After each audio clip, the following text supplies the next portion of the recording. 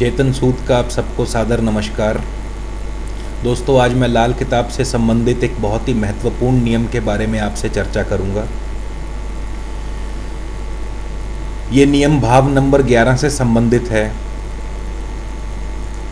जैसा कि आप इस चित्र में देख रहे हैं, तो दोस्तों, जिस भी व्यक्ति के भाव नंबर 11 में बृहस्पति विराजमान हो, तो ऐसे जातक को चाहिए कि वो सदा अपने परिवार में, सदा अपने पिता के साथ मिलजुल कर इकट्ठे रहे, कभी उनसे अलग ना हो। जब तक वो परिवार में पिता के साथ मिलजुल कर इकट्ठे रहेगा, तब तक उसकी तरक्की दिन दूनी रात चौगनी तरक्की होगी। और जिस दिन वो अपने पिता से अलग हो गया, तो उसकी तरक्की रुक जाएगी और हो सकता है कि वो उन्नति की बजाय अवनति की ओर अग्रसर हो जाए। इसी प्रकार दोस्तों, यदि किसी व्यक्ति की जन्म कुंडली में भाव नंबर 11 में सूर्य विराजमान हो, तो ऐसे जातक को चाहिए कि वो शुद्ध शाकाहारी भोजन का ही प्रयोग करे। मांसाहार भोजन बिल्कुल न ले। जब तक वो शाकाहारी भोजन का सेवन करता रहेगा, परिवार की, बाल बच्चों की खूब तरक्की होगी, खूब उन्नति होगी, खूब खुशहाली होगी। मगर जिस दिन मांसाहार भोजन का सेवन करने लग जाएगा, उसी दिन से उसके परिवार की तरक्की रुक जाएगी। परिवार में मुसीबतों का, कठिनाइयों का उसे सामना करना पड़ सकता है।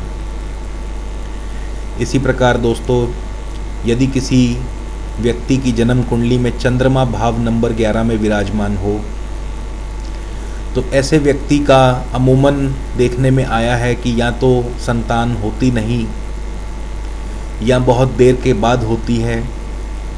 तो ऐसे व्यक्तियों को चाहिए कि एक तो वो रात को दूध पीना बिल्कुल बंद कर दें,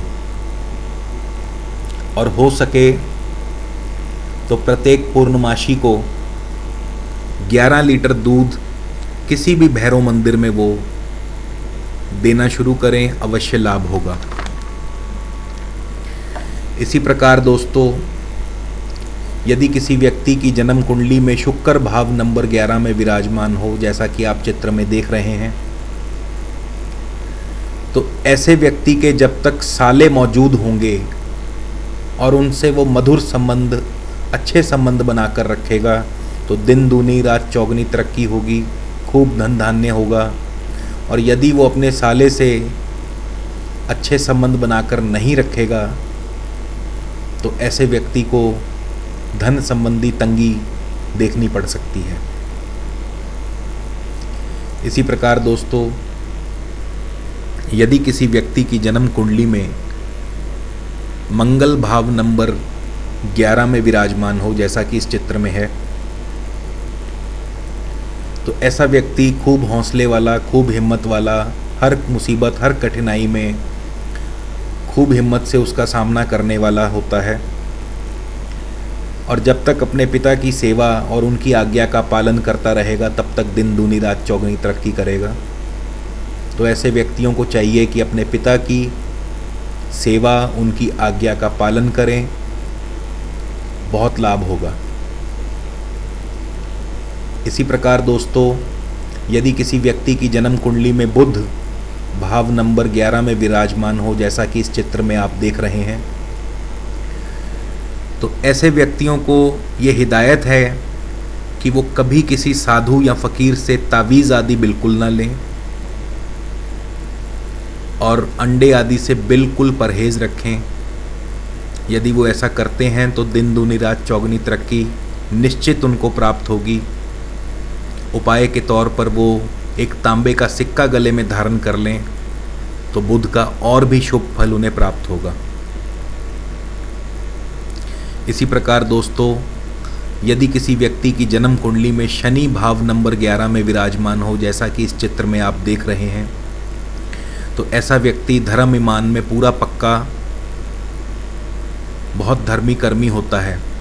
मगर यदि कहीं वो जातक या वो व्यक्ति शराब आदि, मांस आदि का सेवन करने लग जाए, तो शनि का सारा फल खराब हो जाता है। शनि के अशुभ असर मिलने शुरू हो जाते हैं। तो ऐसे व्यक्तियों को चाहिए कि वो शराब, मांस, इन सब चीज़ों से दूर रहें और बिल्कुल शुद्ध शाकाहारी बने।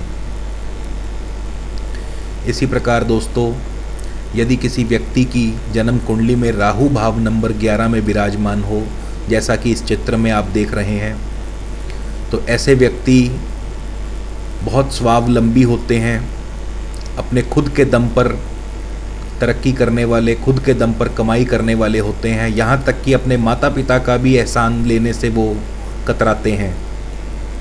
मगर ऐसे व्यक्तियों को चाहिए कि एक तो वो काले और नीले कपड़ों से सदा परहेज़ रखें, नीलम बिल्कुल ना पहने भूल कर भी, और हो सके तो सोना अपने गले में धारण करें। बहुत लाभ होगा, बहुत तरक्की, बहुत खुशहाली मिलेगी। इसी प्रकार दोस्तों, यदि किसी व्यक्ति की जन्म कुंडली में केतु विराजमान हो भाव नंबर 11 में, जैसा कि आप इस चित्र में देख रहे हैं, तो ऐसे व्यक्ति संतान की ओर से बहुत सुख प्राप्त करते हैं। संतान की बहुत बरकत होती है, संतान की तरफ से बहुत सुख, बहुत तरक्की मिलती है। मगर यदि कहीं भूल से ऐसे जातक, ऐसे व्यक्ति कुत्तों को सताएं, उनको मारें, या कहीं मासूम बच्चों की खरीद फरोख्त, उनको बेचने आदि का काम शुरू कर दें, मासूम बच्चों को सताने का काम शुरू कर दें, तो दोस्तों ऐसे व्यक्तियों को स्वयं की संतान संबंधी बहुत कष्ट, बहुत परेशानियां देखनी पड़ सकती हैं। तो ऐसे व्यक्तियों को चाहिए कि वो ऐसे काम बिल्कुल ना करें, बल्कि हो सके तो कुत्तों की सेवा करें, उनकी पालना करें, बच्चों में मिठाइयाँ आदि बांटें, बच्चों की सेवा करें, तो बहुत लाभ मिलेगा, बहुत तरक्की होगी, बहुत खुशहाली होगी। तो इस प्रकार दोस्तों, भाव नंबर 11 से संबंधित लाल किताब का बहुत ही महत्वपूर्ण नियम मैंने आपसे साझा किया। आगे चलकर और भी ऐसे कई नियम आपको बताऊंगा, जिससे कि आपके परिवार में, आपके जीवन में खुशहालियाँ, तरक्कियाँ आदि आपको बेरोक टोक मिलेंगी। तब तक के लिए नमस्कार, धन्यवाद।